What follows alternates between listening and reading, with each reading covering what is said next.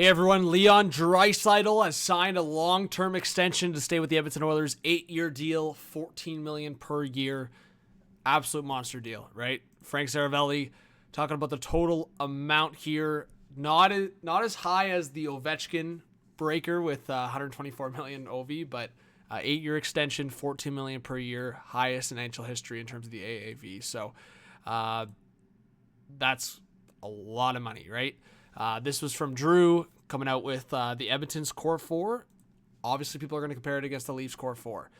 But yeah, this, you go on Twitter, you see all the conversations. Draisaitl, the long-term deal, starting the 2025-2026 season, so it won't kick in this season. But that's a lot of money, right?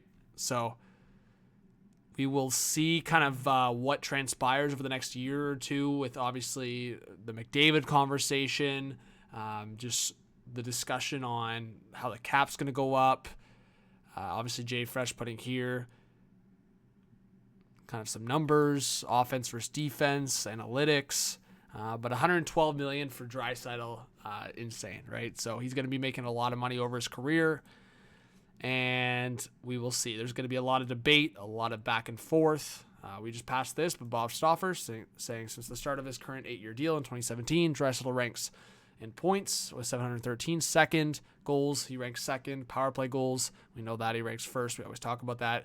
Game-winning goals, he ranks fourth. And in the last 3 playoff seasons, Leon ranks points second, goals tied for 1, assists tied for second, and power play goals first. So we've always talked about Draisaitl's power play points, power play goals, and yeah, going back to the Jay Fresh. So my conversation, guys, is what can the Oilers do next? And that's kind of talking about this video. Everyone kind of just reporting their initial reaction. My initial reaction, definitely worth it. You're talking about a guy that's generational, top 5 in the league. You just got to lock him up, right? Matthews, that contract was criticized a little bit by some people, not so much by others. The cap is going up. Draisaitl now gets $600,000-$700,000 more per year than Matthews. So you look at that perspective. Draisaitl, Matthews are in the same regard for me. I think there's strengths for Matthews, strengths for Draisaitl. I think the clear strength is Matthews scores more consistently 5-on-5. Draisaitl has more of a playoff resume, which obviously is more important at this point, but also hockey is a team sport.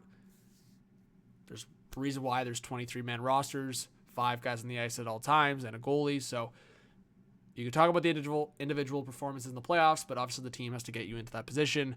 Matthews still needs to elevate himself to get him into that spot in terms of playoff resume. So as you guys see, standard 8-year contract, $112 million over the course of 8 years, $14 million cap hit each year.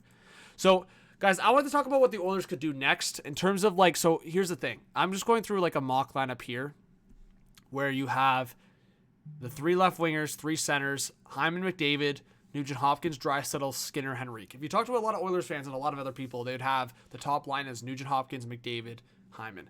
My argument is you want every center to have a top scoring winger, or at least a legitimate scoring winger. Hyman, we know he can score 30, 40, 50 goals.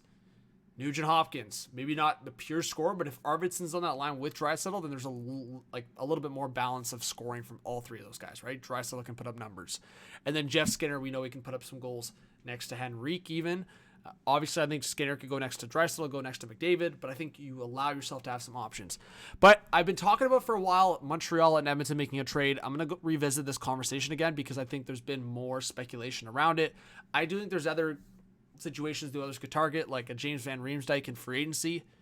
Obviously, there was some crossover with JVR and Hyman entering Toronto, so maybe there's familiarity there. But I would say at the same time, there's other veteran forwards and other veteran defensemen in free agency still that Edmonton could probably pick up for super cheap.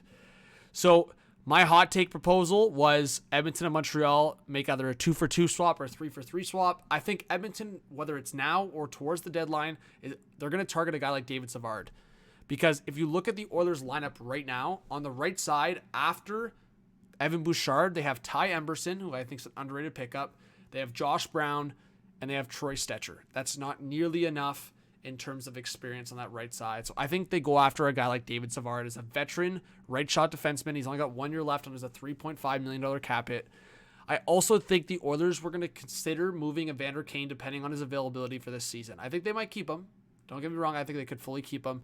But between Evander Kane and Brett Kulak, I think the Oilers see that as unnecessary cap hits, at least in my perspective. Evander Kane has a couple years left on his contract.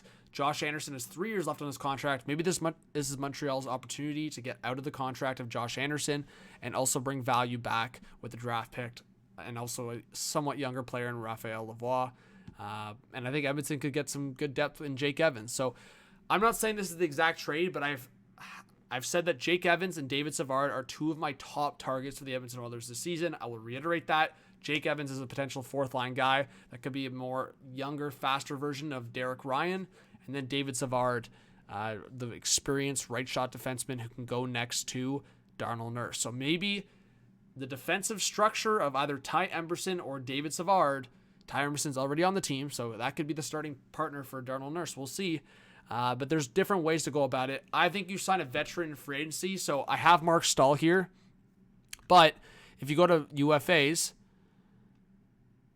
and you go NHL only, you go defenseman, well, there's some options here for Edmonton, right? As I'm making this video, Tyson Barrie has signed a PTO with Calgary, so keep that in mind. But between Tony DeAngelo, Kalen Addison, even Giordano as a veteran, I would say I doubt Klingberg, but you never know. Justin Schultz, there's been some rumors, and Kevin Shattenkirk, there's been some rumors. So I think Edmonton, the guys I just said, will look at some of those veterans. I'd be really intrigued about Schultz and Shattenkirk as veterans that Edmonton could look at if they don't want to trade for a veteran right-shot defenseman. So I think there's 2 options there.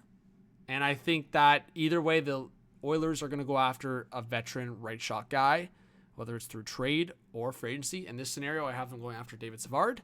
And I think that really complements a nice top 4 and then gives you a veteran next to Emberson and this is the bottom pair.